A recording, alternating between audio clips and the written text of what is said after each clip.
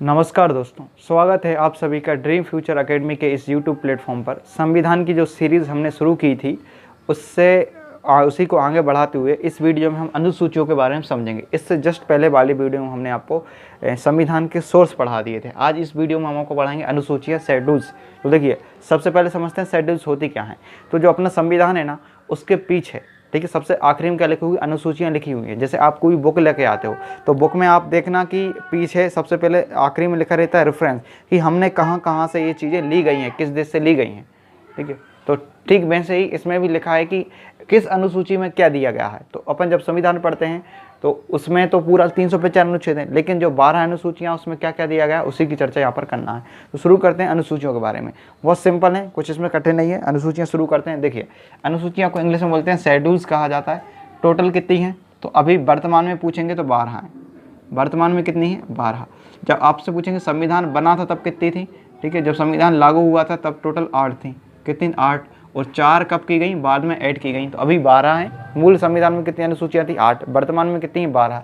ये पहले ध्यान रखना। चलो अब समझते एक एक करके अनुसूची। हम पहली अनुसूची में क्या दिया गया है, तो जो फर्स्ट शेड्यूल है, जो पहली अनुसूची है, पहली अनुसूची जो है इसमें क्या दिया गया है, अनुसूची 1, इसमें दिया गया है भारत तथा राज्यों के, भारत तथा उसके राज्य क्षेत्र, भारत तथा उसके राज्य क्षेत्र, राज्य क्षेत्र। इसमें यूनियन टेरिटरी की भी चर्चा है कि भारत में कितने राज्य हैं और उनका एरिया कहाँ कहाँ है। ये सारी चीज़ें कहाँ पर दी गई, अनुसूची 1 में। जैसे हम आपको बताएं, इसमें दिया गया स्टेट, तो भारत में आपको पता है राज्य कितने हैं, तो भारत में 28 राज्य हैं। पूछेंगे यूनियन टेरिटरी कितनी है, तो यूनियन टेरिटरी 8 हैं। पूछेंगे अर्जित क्षेत्र कितने हैं, तो अर्जित क्षेत्र मतलब होता है एक्वायर्ड एरिया, इंग्लिश में क्या बोलेंगे, एक्वायर्ड एरिया। तो वर्तमान में भारत ने किसी पर भी कब्जा नहीं किया, तो भारत में एक्वायर्ड एरिया कितने हैं, 0 है, 0 है, अभी बिल्कुल भी एक्वायर्ड एरिया नहीं है। तो जो पहली अनुसूची है शेड्यूल नंबर 1 है, उसमें क्या है, भारत तथा उसके राज्य क्षेत्र, कि भारत क्या है और उसके राज्य क्षेत्र क्या है। राज्य क्षेत्र मतलब होता है एरिया कितना है। तो इसमें दिया गया स्टेट 28 है, यूनियन टेरिटरी 8 है वर्तमान में, और अर्जित क्षेत्र कितने, 0। अभी तक अपन ने किसी को भी एक्वायर्ड नहीं किया है। ठीक है, तो ये आपकी शेड्यूल नंबर 1 हो गई। अब समझते हैं शेड्यूल नंबर 2। शेड्यूल नंबर 2 में क्या दिया गया, देखो इसको लिख लेना आप लोग। अगला है शेड्यूल नंबर 2, अनुसूची 2। इसमें दिया गया है वेतन, वेतन भत्ते तथा पेंशन, वेतन भत्ते तथा पेंशन इत्यादि, वेतन भत्ते तथा पेंशन, ये सब किसमें दिया, अनुसूची 2 में दिया गया। तो 2 में सैलरी की चर्चा, सैलरी, अलाउंस, ऐसे अलाउंस ALLOUW अलाउंस, और पेंशन, ये 3 चीज़ की चर्चा किसमें, अनुसूची 2 में है। अनुसूची 2 में क्या दिया है, शेड्यूल 2 में वेतन भत्ते तथा पेंशन। तो आपको सिर्फ सैलरी अकेला ध्यान रखना है, सैलरी। तो ये किसकी सैलरी, हमारी सैलरी की, आपकी सैलरी नहीं। जो बड़े बड़े पदाधिकारी होते हैं, राष्ट्रपति, उपराष्ट्रपति, कैग, अटॉर्नी जनरल, इन सब की सैलरी की बात किसमें, अनुसूची 2 में है। तो अनुसूची जो 2 है उसमें किसकी चर्चा है, अनुसूची 2 में चर्चा है वेतन की। तो आप इसे ऐसे ध्यान रख सकते हो, 2 से 2 नंबर का पैसा, तो 2 में क्या है, वेतन यानी सैलरी, तो 2 से 2 नंबर का पैसा, तो 2 नंबर का पैसा मत कमाओ, तो अनुसूची 2 में क्या है, पैसे की बात है। ठीक है, तो अनुसूची 2, कई लोग 2 नंबर से पैसा कमाते हैं।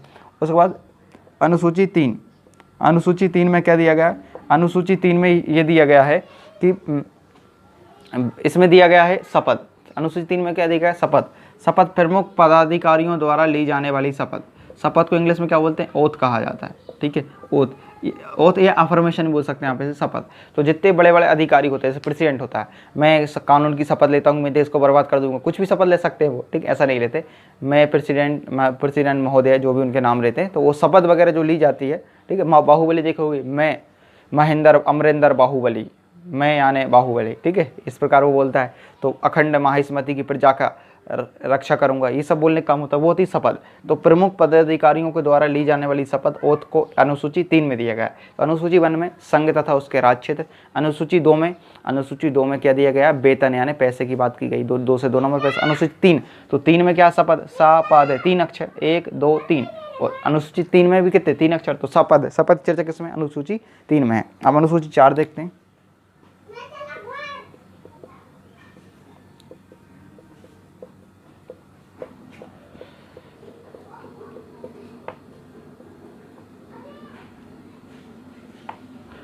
अनुसूची 4 में है राज्यसभा में सीटों का आवंटन, allocation of seats in Rajya Sabha, allocation of seat in Rajya Sabha. हमने आपको बताया था इससे पहले वाली वीडियो में कहाँ से कितने लोग चुन के आएंगे राज्यसभा में, कितनी सीट किसको मिली है। ये किस में दिएगा, अनुसूची 4 में। अनुसूची 4 में क्या देगा, राज्यसभा में सीटों का आवंटन, allocation of seat in Rajya Sabha. तो जो संसद होती है उसके 2 घर होते हैं, एक लोकसभा और एक राज्यसभा। तो राज्यसभा में कितने लोग कहाँ से, जैसे मध्य प्रदेश से 11 लोग आते हैं, तो इनकी सीट कहाँ से कितने लोग आएंगे उठ के, तो इसे बोलते हैं राज्यसभा में सीटों का आवंटन। तो पहली अनुसूची बोलिए, पहली अनुसूची में क्या दिएगा, संघ तथा उसके राज्य क्षेत्र, यूनियन एंड टेरिटरी। अनुसूची 2 में क्या दिया, वेतन, सैलरी। अनुसूची 3 में शपथ। अनुसूची 4 में राज्यसभा में सीटों का आवंटन। ठीक है, कहाँ पर कितने लोग आएंगे। अनुसूची 5, अनुसूची 5 में क्या दिया गया, अनुसूची 5 शेड्यूल 5। ठीक है, अनुसूची 5 ये बोलता है कि SC/ST का प्रशासन, SC/ST का प्रशासन। ठीक है, administration of SC and ST। देखो SC मतलब होता है शेड्यूल कास्ट और ST मतलब होता है शेड्यूल ट्राइब्स। तो जो SC होते हैं अनुसूचित जाति और अनुसूचित जनजाति, इनका एडमिनिस्ट्रेशन, इनका प्रशासन कैसे होगा, तो संपूर्ण भारत में SC/ST का प्रशासन, पूरे भारत में सिर्फ इसमें 4 राज्यों को छोड़ दिया जाता है। उनके नाम है AM, TM, इन 4 राज्यों। या इसकी एक और ट्रिक होती है अमित्र में, अमित्र में। ठीक है, देखो कौन कौन से, असम, मिजोरम, त्रिपुरा, मेघालय। असम, मिजोरम, त्रिपुरा, मेघालय। असम, मिजोरम, त्रिपुरा, मेघालय। इन 4 राज्यों को छोड़कर संपूर्ण भारत में, ठीक है, संपूर्ण भारत में क्या किया जाता है, प्रशासन। ये अनुसूची 5 में दिएगा। तो संपूर्ण भारत में जो जनजाति होते हैं ओवरऑल इंडिया में, उसके प्रशासन की चर्चा किस में दी गई है, अनुसूची 5 में दी गई। तो आपसे पूछेंगे अनुसूची 5 में क्या दिया गया है, तो अनुसूची 5 में संपूर्ण भारत में जनजातियों का प्रशासन कैसे होगा, इसकी चर्चा अनुसूची 5 में है। किन किन को छोड़कर, सिर्फ 4 राज्यों को छोड़कर, असम, मिजोरम, त्रिपुरा, मेघालय, इन 4 राज्यों को छोड़कर संपूर्ण भारत में जनजातियों का प्रशासन कैसे होगा। तो देखो आम लोगों पर प्रशासन करना आसान बात है, लेकिन जनजातियों का प्रशासन अलग बात होती है। तो राष्ट्रपति क्या करता है, एक व्यक्ति को नॉमिनेटेड करता है, जो IAS अधिकारी होते हैं या कोई भी अधिकारी होता है, जिसको प्रॉपर ट्रेनिंग दी जाती है कि जनजाति इलाके में जाना कैसे है, उनका प्रशासन कैसे करना। तो उनके लिए अलग से ऑफिसर होते हैं। ऐसा नहीं कि हर कहीं चल जाएंगे, जैसे मध्य प्रदेश में बेगा चक वगैरह है, भारिया जनजाति का क्षेत्र है, ठीक है, छिंदवाड़ा साइड पातालकोट में। तो ये जो एरिया होता है ना, यहाँ पर स्पेशल प्रोविजन होता है, उनका प्रशासन कैसे देखा जाता है। ऐसा नहीं कि आम व्यक्ति वहाँ नहीं जा सकता, उनके लिए अलग प्रोविजन होते हैं। तो अलग प्रोविजन की चर्चा किसमें, अनुसूची 5 में, SC/ST का प्रशासन। ठीक है, उसके बाद अनुसूची 6, इसके बाद कौन सी आएगी, अनुसूची 6 आएगी, शेड्यूल नंबर 6। इसमें क्या दिया, अब जो यहाँ पर छोड़ दिया था, अब इनमें भी करेंगे। ठीक है, संपूर्ण भारत में तो यहाँ था, लेकिन किसको छोड़कर, असम, मिजोरम, त्रिपुरा, मेघालय, तो इन छोड़ दिया था, इनको अनुसूची 6 में दिया गया। तो 6 में क्या देगा, असम, मिजोरम, त्रिपुरा और मेघालय। ठीक है, इन क्षेत्रों में क्या करना है, जनजातियों का प्रशासन। तो असम, मिजोरम, मेघालय, त्रिपुरा में जनजातियों का प्रशासन। ठीक है, जनजातियों का प्रशासन। ठीक है, administration of Assam, Mizoram, administration of scheduled tribes in Assam, Mizoram, Tripura and Meghalaya. तो असम, मिजोरम, त्रिपुरा, मेघालय में जनजातियों का प्रशासन अनुसूची 6 में दिया गया। तो ये हो गई आपकी अनुसूचियाँ 1 से लेकर 6 तक। तो अनुसूची 5 पे ध्यान रखना है संपूर्ण भारत में, अनुसूची 6 में क्या ध्यान रखना है आपको, केवल और केवल कहाँ पर, असम, मिजोरम, त्रिपुरा, मेघालय। ठीक है, इसको ध्यान रखना है आपको। तो एक बार रिविजन कर लेते इतने को, फिर आप अब बाकी 6 बची हैं वो अभी थोड़ी देर बाद बताएंगे। देखो पहले ये देखते हैं अनुसूची 1। अनुसूची 1 में क्या दिया गया, अनुसूची 1 में दिया गया संघ तथा उसके राज्य क्षेत्र। अनुसूची 2 में, अनुसूची 2 में 2 से 2 नंबर पैसा वेतन। अनुसूची 3 से 3 अक्षर शपथ, शपथ ओथ यानी अफर्म। अनुसूची 4 सीटों का आवंटन, राज्यसभा में किसका आवंटन, सीटों। अनुसूची 5 जनजातीय क्षेत्रों का प्रशासन, संपूर्ण भारत में केवल असम, मिजोरम, त्रिपुरा, मेघालय को छोड़कर। ठीक है, ट्रिक क्या है, AM, TM बोल सकते हो या अमित्र में, आज से असम, मिजोरम, त्रिपुरा, मेघालय। अनुसूची 6 में जो छोड़े थे वो इसमें अनुसूची 6 में आई। चलिए अब देख लेते हैं अनुसूची 7 को। अनुसूची 7 में शक्तियों का विभाजन की चर्चा है। किसकी चर्चा, डिस्ट्रीब्यूशन ऑफ पावर, शक्तियों की विभाजन चर्चा अनुसूची 7 में। शक्ति, डिस्ट्रीब्यूशन ऑफ पावर अभी बताया था, अलग अलग सूची, अलग अलग जो पावर होती है उनको डिवाइड कर देते हैं। तो इसमें 3 लिस्ट है। तो 3 लिस्ट कौन कौन सी होती है, जैसे देखो एक होती संघ सूची, एक होती राज्य सूची, एक होती संवर्धित सूची। संघ सूची पर कानून केंद्र सरकार बनाती है, राज्य सूची पर कानून राज्य सरकार बनाती है, संवर्धित सूची पर कानून दोनों बनाती हैं। अगर दोनों में विवाद हो जाए, अगर दोनों, जैसे हम एक शिक्षा, तो शिक्षा दोनों बनाती है। ठीक है, मतलब केंद्र सरकार बना सकती है और राज्य सरकार बना, अगर लेकिन दोनों में विवाद हो गया तो किसका माना जाएगा, केंद्र सरकार का वैल्यू दी जाएगी यहाँ पर। तो आपसे पूछेंगे ये इंपॉर्टेंट अनुसूची, अनुसूची साथ में क्या दिया, शक्तियों का विभाजन। कितने प्रकार की लिस्ट है, 3 प्रकार की लिस्ट, संघ सूची, राज सूची, समवर्ती सूची। तो एक एक करके देखते हैं। तो देखो संघ सूची में पहले विषय थे 97, अब कितने बढ़ा दिए गए, 100 विषय हो गए, तो मतलब इसकी वैल्यू और ज़्यादा बढ़ गई।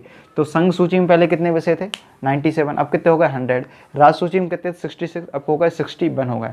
इसमें कितने थे 47, अब हो गए 52। कंकरेंट में कितने थे 47, अब कितने हो गए 52 हो गए, 52 विषय। मतलब इसमें बढ़े, लेकिन राज्यों के शक्तियाँ देखो घट गई हैं। ठीक है, तो बहुत सारे होते हैं, लेकिन सबको हमने एग्जाम्पल नहीं लिखा, कुछ एग्जाम्पल लिख देते हैं जिनको आपको ध्यान रखना है। पहला होता है डिफेंस। तो भैया डिफेंस सुरक्षा काम कौन करता है, बताओ, केंद्र सरकार। कुछ आप खुद सोचो मन से कि डिफेंस सुरक्षा काम कौन करेगा, तो डिफेंस का काम किसका होता है, केंद्र सरकार को होता है। उसके बाद लोक व्यवस्था, पब्लिक ऑर्डर। ठीक है, पब्लिक ऑर्डर को कौन बना के रख सकता है, पब्लिक ऑर्डर को बनाने का काम किसका होता है, उस राज्य सरकार का होता है। और इसमें दंड विधि, मतलब किस प्रकार को दंड दिया जाएगा, उसके लिए जो कानून बनते हैं वो कौन बनाएगी, दोनों बना सकते हैं। कि भाई कोई अगर पब्लिक ऑर्डर नहीं बना पा रहा तो उसमें क्या क्या दंड हो सकते हैं, इस पर कानून कौन बनाएगा, दोनों सरकार बना सकती है। तो पहला क्या है, प्रतिरक्षा डिफेंस किसका, केंद्र का। लोक व्यवस्था राज्य का है, और उनकी प्रक्रिया विधि क्या होगी, दंड विधि क्या होगी, ये किस में दिया गया, दोनों में दिया गया है, समवर्ती सूची में। उसके बाद विदेशी मामले। तो विदेशी मामले नाम से समझ में आ रहा है, कौन देखेगा विदेशी मामले, राज्य सरकार देखेगी नहीं, केंद्र सरकार देखेगी। उसके बाद लोक व्यवस्था, लोक व्यवस्था होता है, सॉरी, विदेशी मामले कौन देखेगी, केंद्र सरकार। पुलिस, पुलिस देखो, पुलिस जो है वो राज्य सूची का विषय, ध्यान रखना। इसमें रेलवे पुलिस भी आती है और ग्रामीण पुलिस भी आती है, लेकिन एक्सेप्ट दिल्ली। ठीक है, एक्सेप्शन कहाँ पर है, दिल्ली में। ठीक, हम यहाँ लिख देते हैं एक्सेप्ट दिल्ली। ठीक है, दिल्ली में। तो दिल्ली में जो पुलिस है ना, पुलिस वो किसका विषय, केंद्र सूची का विषय, ध्यान रखना। दिल्ली में जो पुलिस है वो केंद्र सूची का विषय है, ना कि राज्य सूची का विषय। वहाँ पर कानून बनाने का काम कौन करती है, केंद्र सरकार बनाता है। इसलिए आप ध्यान रखना, दिल्ली की जो पुलिस होती है ना, वो वहाँ के मुख्यमंत्री के अधीन भी नहीं होती। ठीक है, सारा काम कौन देखता है वहाँ पर, तो जो केंद्र सरकार देखती है। तो कभी भी देखना, हर कभी पुलिस घुस जाती है केजरीवाल के घर में, वहाँ पर जो मुख्यमंत्री वहाँ का, तो उसके हाथ में है ही नहीं पुलिस। यहाँ अपने यहाँ घुस के देखा है किसी घर में, किसी विधायक के घर में घुस, मुख्यमंत्री तो बहुत बड़ी बात होती है, विधायक के घर में घुस के देखा है पुलिस, अगले दिन से वो पुलिस वाले ही पता नहीं चले कहाँ गया, गायब हो जाएगा। ठीक है, तो वहाँ पर केंद्र सरकार के अधीन है क्या, पुलिस। दिल्ली में एक्सेप्शन है, बाकी हर राज्य में पुलिस किसके अधीन होती है, उस राज्य सरकार के अधीन होती है। तो सिर्फ रेलवे पुलिस और ग्रामीण पुलिस भी इसी में अंदर आती है। मतलब ये भी रेलवे पुलिस किसके अंदर होती है, राज्य के अंदर में। और जो ग्रामीण पुलिस जैसे चौकीदार वगैरह होते हैं ना, वो पुलिस का ही अधिकारी होता है, ग्राम पंचायत में पढ़ाएंगे आपको, तो वो भी किसके अधीन होता है, राज्य सरकार के अधीन। इसके अलावा प्रक्रिया विधि, इनकी भर्ती की प्रक्रिया क्या होगी, प्रोसीजर वगैरह क्या होगी, इन सब की चर्चा किसमें, समवर्ती सूची में। उसके बाद नागरिकता, आपको पता है नागरिकता अनुभाग 2 में दिया गया है, सिटीजनशिप, नागरिकता। तो नागरिकता कौन बनाता है, संघ सूची का विषय, और ये गृह मंत्रालय बनाता है, होम मिनिस्ट्री के अंदर आता है नागरिकता। ये भी केंद्र सरकार आता है। कारागार, कारागार मतलब जेल। ठीक है, तो किसको कहाँ पर जेल वगैरह होगी, तो ये इसका किस सूची का विषय, राज्य सूची का। और शिक्षा, शिक्षा दोनों का विषय, ध्यान रखना। शिक्षा राज्य सूची का विषय भी और शिक्षा केंद्र सूची का विषय, ध्यान रखना, ये समवर्ती सूची में आता है। तो देखो, जैसे आप सुना होगा CBSE, ठीक है, central board of secondary education, ये केंद्र के अधीन होता है। किसके अधीन होता है, केंद्र। उसके अलावा बोर्ड होते हैं, जैसे MP में तो MP बोर्ड, UP में तो UP बोर्ड, हरियाणा में तो हरियाणा बोर्ड। ठीक है, अब हर राज्यों में अलग अलग बोर्ड होते हैं, तो आप बोर्ड के एग्जाम देने जाते हैं तो वो MP बोर्ड होता है, सुना होगा आपने, MP बोर्ड के एग्जाम दिए होंगे। और CBSE central board of secondary education, ये अलग होता है। तो शिक्षा दोनों का विषय होता है, केंद्र का विषय भी है और राज्य का विषय भी है। तो आप इसे ध्यान रखना, इसे बोलते हैं समवर्ती सूची। तो शिक्षा पर दोनों कानून बना सकती, केंद्र भी बना सकती और राज्य भी बना सकती। अभी न्यू एजुकेशन पॉलिसी आई है जो कि केंद्र ने बनाई है, राज्य चाहे तो अपने आप बना सकते हैं, उसमें कोई दिक्कत नहीं। उसके बाद संचार, कम्युनिकेशन, कम्युनिकेशन किसका विषय है, केंद्र सरकार का विषय। भूमि, भूमि जानते हो, लैंड, ये किसका विषय है, राज्य सूची का विषय। इसके अलावा जो वन, ठीक है, वन मतलब होता है फॉरेस्ट, फॉरेस्ट किसका, दोनों का विषय। फॉरेस्ट पे कानून दोनों बना सकते हैं, इसी तरह नेशनल पार्क वगैरह बनाए जाते हैं। उसके बाद जनगणना, सेंसस, जनगणना इंग्लिश का बोलते हैं सेंसस कहा जाता है। सेंसस किसका, संघ सूची के विषय। भूमि, भूमि मतलब होता है, ठीक है, भूमि के, सॉरी ये गलत हो गया, जनगणना किसका विषय, जनगणना केंद्र सूची का विषय। टोल टैक्स, पथकर, टोल टैक्स हिंदी में क्या बोलते हैं, पथकर कहा जाता है, पथकर, टोल टैक्स वसूलते हैं ना, तो ये किसकी सूची का विषय, राज्य सूची का। और इलेक्ट्रिसिटी, विद्युत किसका विषय है, तो ये समवर्ती सूची का, दोनों का विषय। परमाणु ऊर्जा, एटॉमिक एनर्जी, ये किसका है, केंद्र का। परमाणु हमेशा केंद्र के अधीन होता है। स्थानीय सुशासन, लोकल गवर्नेंस, स्थानीय जैसे ग्राम पंचायत, नगर पंचायत, ये किसका विषय है, तो ये राज्य सूची का विषय। और इसके अलावा विवाह, शादी, इंपॉर्टेंट, शादी के बाद क्या होता है, तलाक। ऐसा नहीं कि पहले तलाक होगा फिर शादी होगी, पहले विवाह फिर तलाक फिर शादी, उसी थोड़ी ना दूसरे से, तो पहले विवाह फिर तलाक फिर शादी। ठीक है। तो विवाह तलाक वगैरह ये सब मैटर किसके, दोनों के, दोनों इस पर कानून बना सकते हैं। ये हो गई आपकी अनुसूची 7। चलिए अब देख लेते हैं अनुसूची 8 को। अनुसूची 8 में मानक भाषाओं की चर्चा है, मानक भाषा स्टैंडर्ड लैंग्वेज चर्चा है। अभी भारतीय संविधान में टोटल 22 भाषा हैं। कितनी भाषा हैं, 22 भाषा हैं। इन 22 भाषाओं से आपसे क्वेश्चन आते हैं कि जो 22 भाषा हैं, लेकिन अभी वर्तमान में 22 भाषा है, लेकिन जब पूछेंगे संविधान लागू हुआ था, संविधान लागू कब हुआ था, 26 जनवरी 1950 को, तो उस टाइम कितनी भाषाएं थी, उस टाइम टोटल 14 भाषाएं थी। तो संविधान के लागू होने के टाइम कितनी भाषा, 14। वर्तमान में कितनी है, 22 भाषाएं, इसे ध्यान रखना। अब जो 14 भाषा थी, 14 थी, 14 के बाद में प्लस 1 जोड़ी गई, फिर 3 जोड़ी गई, फिर 4 जोड़ी गई। तो जो एक जो है ना, ये 1 जोड़ी गई, 3 जोड़ी गई, 4 जोड़ी गई, ये ऐसे ही नहीं जोड़ दी गई। इनमें क्या होता है, अमेंडमेंट किए जाते हैं, संशोधन जिसे बोलते हैं अपडेट करना। तो संविधान में समय समय पर अपडेट किए गए हैं। तो 14 तो ये मूल रूप से थी, हमने यहाँ सब लिख दिया, 14 तो मूल रूप से थी, लेकिन जो एक अपडेट होकर लिखी गई है, ठीक है, जो एक अपडेट की गई थी, ये 15वें नंबर की होगी, क्योंकि 14 तो ये होगा, ये 15 नंबर की। तो ये इसके लिए 21वें नंबर का संविधान संशोधन किया गया। 21st कॉन्स्टिट्यूशन अमेंडमेंट कब किया गया, 1967 में किया गया। इसमें कौन सी भाषा जोड़ी गई, सिंधी भाषा। तो आप पूछेंगे सिंधी भाषा कौन से नंबर की भाषा है, तो 15वें नंबर की भाषा है। इसके लिए कौन सा कॉन्स्टिट्यूशन अमेंडमेंट किया गया, इसके लिए किया गया 21वां 1967 में। उसके बाद तीसरी, देखो एक ये हो गई, तो 14 एक 15 हो गई, और 15 के बाद 3 जोड़ी गई, मतलब तो 18 हो जाएंगे, 15 3 18। तो ये 3 जो बाद में जोड़ी गई, इनके लिए 71वें नंबर कॉन्स्टिट्यूशन अमेंडमेंट किया गया, और ये 1992 में किया गया। तो इसमें कौन सी जोड़ी गई, कोंकणी, मणिपुरी, नेपाली। नेपाली भी अपनी मानक भाषा, ध्यान रखना, अंग्रेजी नहीं है, ठीक है, अंग्रेजी नहीं है, इसमें ध्यान रखना, भोजपुरी भी नहीं है, लेकिन कोंकणी, मणिपुरी, नेपाली, ये क्या है, आपकी मानक भाषा हैं। तो 71st कॉन्स्टिट्यूशन अमेंडमेंट 1992 में कौन सी जोड़ी गई, कोंकणी, मणिपुरी, नेपाली। 15वीं सिंधी, 16वीं कोंकणी, 17वीं मणिपुरी, फिर नेपाली। 18वें नंबर कौन सी, नेपाली। आगे पीछे कर सकते, कोई दिक्कत नहीं। चलो उसके बाद 4, जो 4 स्टैंडर्ड लैंग्वेज हैं वो बाद में जोड़ी जाती हैं। ये कब जोड़ी गई हैं, इनके लिए 52वां कॉन्स्टिट्यूशन अमेंडमेंट किया गया 2003 में। कब किया गया, 2003 में, ध्यान रखना। उनमें कितनी जोड़ी गई हैं, 4। कितनी जोड़ी गई, 4। तो संथाली, मैथिली, बोडो, डोंगरी, ठीक है, ध्यान रखना। कौन कौन सी, संथाली, मैथिली, बोडो, डोंगरी, संथाली, मैथिली, बोडो, डोंगरी। 3-4 बार आप उनको पढ़ना पड़ेगा, तब आपको याद होंगे। देखो 15वीं सिंधी, फिर कोंकणी, मणिपुरी, नेपाली, फिर बोडो, डोंगरी, संथाली, मैथिली, टोटल 22 भाषाएं ऐसी, इनको आपको ध्यान रखना। पहली के लिए सिंधी के लिए कौन सा, 21वां, फिर इसके लिए 71, इसके लिए 92, 67 में, 92 में, 2003 में, ध्यान रखना है। ये लास्ट की अभी ध्यान रखना है इसको। और अनुसूची 9 में, ये अनुसूची 14 में, अनुसूची 8 में इतनी मानक भाषा है। अनुसूची 9, देखिए हमने आपको पढ़ाया था भारतीय संविधान में टोटल कितनी भाषा है, सॉरी कितनी अनुसूचियाँ थी, 8 थी संविधान के प्रारंभ पर, 4 बाद में जोड़ी गई। तो 4 जोड़ी जाएंगी तो 9वीं, 10वीं, 11वीं, 12वीं ये जोड़ी जाएंगी। तो इनके लिए अमेंडमेंट किया जाएगा। तो अनुसूची 9 के लिए भूमि सुधार, इसमें लैंड रिफॉर्म की चर्चा है, भूमि संबंधी प्रावधान, इसमें टोटल 284 अधिनियम है भूमि सुधार संबंधित। तो लैंड रिफॉर्म संबंधित 284 इसमें एक्ट है। ये कब जोड़ी जाती है, तो इस बाद में जोड़ी गई, तो इसके लिए अमेंडमेंट किया जाएगा। तो इसके लिए पहला संविधान संशोधन किया गया 1951 में। मोस्ट इंपोर्टेंट, अभी हाल ही में एक पेपर हुआ था एसएससी का, उसमें पूछा गया था भूमि सुधार संबंधित कौन सा अमेंडमेंट हुआ है। तो पहला अमेंडमेंट हुआ है, मतलब अनुसूची 9 किस अमेंडमेंट के द्वारा जोड़ी गई, पहले कब किया गया, तो 1951। उसमें डेट पूछी थी कब किया गया, तो 1951। आजकल एग्जाम में थोड़ा लेवल बढ़ने लगा है, तो आपसे पूछते हैं डेट पूछ सकते हैं, ठीक है। चलिए आगे देखते हैं। ये होगी, इसमें भूमि सुधार है। आपसे पूछेंगे भूदान आंदोलन के से संबंधित कौन व्यक्ति है, तो विनोबा भावे। इनका संबंध किससे था, भूदान आंदोलन, ठीक है। अनुसूची 10, अगर आप एक पार्टी को छोड़कर किसी और पार्टी को ज्वाइन कर लेते हैं तो उसे बोलते हैं दल बदल, ठीक है। एंटी डिफेक्शन लॉ कहा जाता है। दल बदल संबंधी प्रावधान किसमें है, अनुसूची 10 में, शेड्यूल नंबर 10 में। अगर एक पार्टी को, आप जिस पार्टी जीत के आए, जैसे मान चलिए आप मुर्गा छाप पार्टी जीत के आए और किसी और पार्टी को ज्वाइन कर लेते हो, तो आपको लोगों ने मुर्गा छाप नाम से आपको चुन के भेजा था, लेकिन आपने किसी और पार्टी ज्वाइन कर ली, तो फिर आपसे ये बोला जाएगा कि आपने दूसरी पार्टी ज्वाइन क्यों करी। इसलिए यहाँ पर क्या लग जाएगा, दल बदल संबंधी प्रावधान लग जाएगा, और आपको पार्टी से बाहर कर देंगे, आप एक नॉर्मल सदस्य बन जाओगे, ठीक है। ये पढ़ाएंगे आपको दल बदल। तो दल बदल संबंधी किसमें है, अनुसूची 10 में है। 52nd कॉन्स्टिट्यूशन अमेंडमेंट किया गया इसके लिए, और 1985 में किया गया, ध्यान रखना, दल बदल संबंधी ये पूछा गया एग्जाम में। अब अनुसूची 11वीं और अनुसूची 12वीं मोस्ट इंपॉर्टेंट है, 11वीं और 12वीं। तो 11वीं में पंचायती राज, इंग्लिश में पंचायती राज बोलेंगे।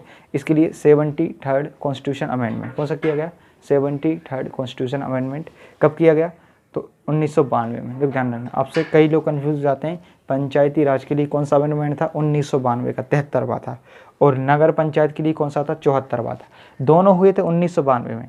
देखो अनुसूची 11 में पंचायती राज, अनुसूची 12 में नगरीय स्वशासन। ठीक है, नगर पंचायत चर्चा, म्यूनिसिपैलिटी की चर्चा है। तो अनुसूची 11-12 दोनों में अमेंडमेंट कब किया गया? तो एक इसके लिए था 73वां और इसके लिए था 74वां। इसके लिए जो अमेंडमेंट किया गया था वो 1992 में किया गया था, इसको भी 1992 में किया गया था। दोनों को सेम अमेंडमेंट किया गया, लेकिन लागू कब हुआ? 1993 से। ये लागू कब हुई? 1994 से। दोनों में अंतर है। तो पहले पंचायती राज को देख लेते हैं। पंचायती राज व्यवस्था के लिए 73वां संविधान संशोधन किया गया 1992 में। लागू कब से हुआ? 24 अप्रैल 1993 को। इसलिए 24 अप्रैल को हर साल क्या मनाते हैं? पंचायती राज दिवस मनाया जाता है। ठीक है, तो ध्यान रखना। अब 11वीं अनुसूची, तो इसमें टोटल विषय 29 विषय। कितने विषय इसमें? टोटल 29 विषय इसमें हैं। ठीक है, 11वीं अनुसूची में 29 विषय हैं। 24 अप्रैल 1993 में लागू हुई। 20 अप्रैल 1993 को प्रेसिडेंट ने साइन किया था, लेकिन लागू कब किया? 1993 से। अब सोचेंगे पंचायती राज को लागू करने वाला सबसे पहला राज्य कौन सा था? तो वो था राजस्थान का नागौर। 2 अक्टूबर 1959 को किया गया था। एक बलवंत राय मेहता समिति बनी थी, जिसने 3 स्तरीय पंचायती राज की बात कही थी। 1957 में बनी थी, 1959 ने इसने अपनी रिपोर्ट दी थी। इसके बाद अशोक मेहता समिति बनी थी। अशोक मेहता समिति ने 2 स्तरीय पंचायती राज की व्यवस्था कही कि 2 स्तर पर पंचायती राज होना चाहिए। पढ़ाएंगे आपको आगे जाकर ये सब पंचायती राज। तो इसके लिए भाग 9 जोड़ा गया संविधान में। पंचायती राज चर्चा इसमें अनुच्छेद 40 में, लेकिन जब अमेंडमेंट करेंगे तो कहीं और रखना पड़ेगा। डीपीएसपी फोर्सेबल नहीं होते, क्योंकि भाग 4 में कह दिया डीपीएसपी अनुच्छेद 40 में। तो भाग 9 के अनुच्छेद 243 से 243 के ए से 243 के ओ तक, अणा बोलते हैं हिंदी में, अणा। ठीक है, तो 243 के ए से 243 ओ तक किसकी चर्चा? पंचायती राज की चर्चा, ध्यान रखना। उस अनुसूची 12 जेड ए से जेड जी तक है। तो नगरीय स्वशासन, इसमें क्या है? म्यूनिसिपैलिटी की चर्चा। इसके लिए भाग 9 का जोड़ा गया। 74वां कॉन्स्टिट्यूशन अमेंडमेंट किया गया। कब किया गया? 1994 में किया गया। इसमें विषय 18 हैं। तो अनुसूची में कितने विषय? 11वीं में कितने विषय हैं? तो 29 से 29।